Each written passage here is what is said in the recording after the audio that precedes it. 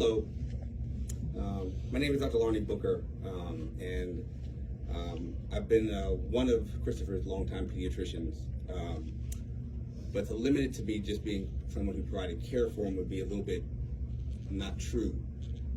So I figured in doing his eulogy, I figured I'd start with a story of how I first met him. Oh boy. I'll be right back. So I was a second-year resident at Robert Wood Johnson doing pediatrics, and Christopher must have been like 2 months old or like 3 months old, and he's so a resident is somebody who's doing their training in their area of specialty. So Christopher was in the step-down unit at Robert Wood Johnson, which is kind of outside of our intensive care unit, and it's intended for kids who need close monitoring. But have something significant enough that they need to just be right proximal to the PICU. And so I get a call from the nurses. I'm the doctor on call, and they're like, the kid in room 1, step down room 1, his heart rate is like 180, 190, and his parents are really concerned. And I was like, okay, let me look at the kid's chart. And I look at his chart, and he's got this syndrome, a chromosome deletion that I've never heard of, despite going to medical school. And he had had open heart surgery, and I was like, okay, that's another new one that I haven't had as of yet. And so I walk in, and I look at the monitor, confirm, yep, his heart rate's fast. And then I look over at him, and he's just sitting there as happy as a clam. He's just, nothing's happening. He's just sitting there, eyes open, checking everybody out, looking around. And I'm like, okay, yep, heart rate's still high. And then Dolores and Scott are standing there, and I go, let me check him. I look at his heart, check, make sure he's not in heart failure, make sure, exam wise, but he's just sitting there like nothing's going on. And so I look at them and I go, he's fine. But why is his heart rate so fast? Because he felt like it. Well, what do we got to do to bring it down? Wait for him to fall asleep. There's nothing to do. He's in no harm. He's in no danger. He doesn't need oxygen. His heart's beating perfectly fine. There's nothing to do. And then I walked out. And I was like, okay, that was interesting. And then over the course of the evening, we talked multiple times again, to the point of, honestly, as a doctor, you're like, hey, he's fine. But it's okay, because you learn, I was not a parent at that time, and you learn as a parent that there's nothing more important to you than your child. And so there's no question you won't ask to ensure that they're being taken care of, that they're being managed, that they're safe. So from that point, Christopher spent multiple nights in the hospital for different reasons. So he became a kid that everybody knew. If you trained at Robert Wood any time in the last 20 years, everybody knows Christopher. And I graduated from residency and went to get a job thinking, hey, there's some kids from the hospital I'm never going to see again. Christopher's not going to be one of them. Because I joined a practice, Advocate Mid-Jersey Pediatrics at the time, and unbeknownst to me, his mother worked there. Not only did she work there, but like literally for me to go in my office, she was right here. The entrance to my office is right here. So I would pass Dolores every single morning coming into work. And so again, when you got kids who are really complicated, sometimes it's just daunting that you're like, hey, I don't want to have to deal with this because I don't know what I'm doing.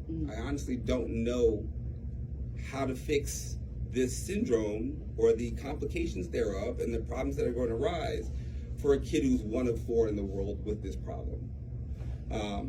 But the Lord sometimes gives you things because you're the person who's supposed to have them. But over the many years, I got to know Christopher really well. I got to know Dolores really well. I got to have a sense of his personality. I got to have a sense of, maybe what his body could handle and couldn't handle. But to speak of him as just a patient in the medical sense would mean that I didn't get a chance to hear him talk. And when I say talk, he was nonverbal. But every kid in this circumstance, while they can't verbally communicate in the language that you speak, they speak their own language. And the more often that you encounter them, the more you become fluent in their language. Their body language, their eyes. Christopher oftentimes would, you could look at him and he'd come in and I go, Chrissy, what's up? And some days he'd look back at me and be like, "Yeah, nothing much." No. And the other times he'd be like, "I feel like, big, fix this, Booker." But over the years, learning Chris's language, getting to meet his family, being around him so frequently. I don't have a lot of patients who have my phone number, but Dolores absolutely does. You get an opportunity to really have trust. So she had to trust me when I said to her, "I don't know," when something would arise. And that's a really hard thing, because as a doctor, you're trying to fix something. You're always trying to fix something, make someone more comfortable. And I knew in those moments of saying, "I don't know," that I was sitting it back home to a little bit of uncertainty, to some discomfort, and really a weight that Dolores had to carry. But every single time, she carried it until we could figure out what was going on. And then she had faith that we wouldn't stop trying to figure out what was going on and find some solution, although Christopher would kind of take us through different ways to do that. You get to really watch someone have unconditional love. And Christopher was somebody who seemed to have unconditional love for everybody around him, but not always for me. So I'm convinced if you've ever been around him and you've had a Chrissy hug, he gets right here. And I often said to him, "Don't you bite me, Chris." And I said, "While I'm brown, Chrissy, I am not chocolate flavored." And I think twice in one of those encounters, as he's close enough that the only person that can really hear him is me, and I'm trying to speak his language, twice he said, "F you, Booker." But it was just between me and him. I didn't share that with anybody else until today, and I hope he's not upset with me, because I understood. He's like, "Fix it. I don't feel good. Fix it." But Chrissy overcame odds. With his diagnosis, nobody knew how long he was going to live. They give him months, they give him a few years, and then every time he developed a new problem, we were like, well, is this a thing that could be, to his detriment? And he just kind of overcame and overcame. So he's a little bit like a riverboat gambler. He's like, "Yeah, take my shot."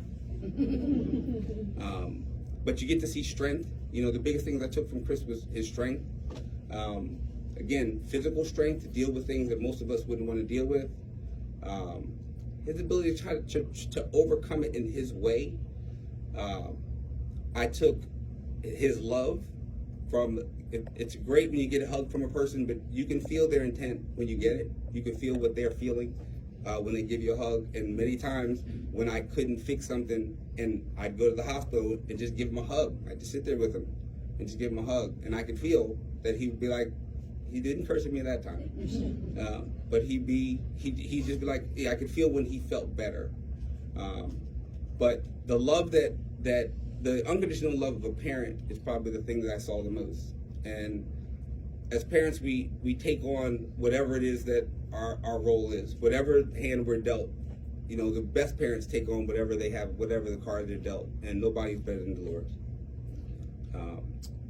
Anytime, anything that she needed to do for him, anytime, any hour of the day, wherever she had to travel, whatever she needed, whoever she had to argue with on the phone or fight with, she did it exceptionally all the time.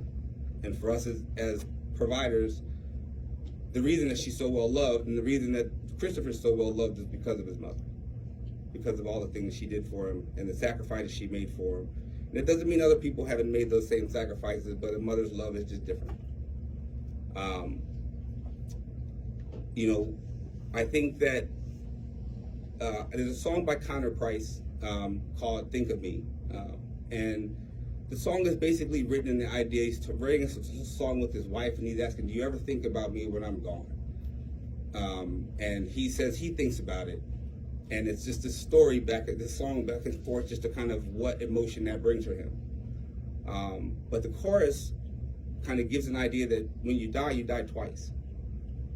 The first time is the day when your day called, and the second time occurs when the last time your name is spoken. And I believe that to avoid that second time, we just have to keep saying his name. My own personal stories is having lost a child to cancer a number of years ago, and to have Dolores really front and center to call me, ask me hard questions. So in some ways we're exchanging, tragedies in that way. But what she did for our family is she created a moniker for our daughter that we live with every day. And it's called Live Like Linnea. And my daughter had cancer, and it was basically just the idea that when in hard times, you can be happy even in your hardest times, because you can impact the other people's lives around you. It's easy to not feel well and be miserable and make everyone else miserable around you, but it requires you to be pretty special to make others feel good when you don't feel good. And I haven't had a way to really repay her on all these years, and so I've been just kind of thinking of what's the best way to remember Chrissy. And I would tell people to love like Chrissy. If you could give hugs like Chrissy, if you could have a big heart like Chrissy, if you could just share all of yourself with those around you and those that you love, then you would be fulfilling at least the lessons he taught me. And so I leave today with just a simple thing: keep saying his name, keep telling stories. They may be hard, they may make you cry, but when you cry, it means that people meant something to you. If people leave us and we don't cry, we cry today, but we don't cry a week from now, a year from now, or hear a special song, or remember a moment, then they didn't leave a big enough impact on our lives. And so everybody's heart's torn today. Everybody's heart's broken today. But Chrissy showed us she can be surgically repaired. A scar will always be left. A scar will always be left, but that scar is okay. That scar will get softer and softer with time. But it's okay, because it means that he left an impact on every single one of us. And so I'm thankful for his family. The best thing as a pediatrician that you can be is part of people's family, because it means that they've given you something, you've tried to give it back, and I absolutely feel like a part of your family. And I'm honored by the opportunity to speak about Christopher today. Thank you. Thank you. Thank you.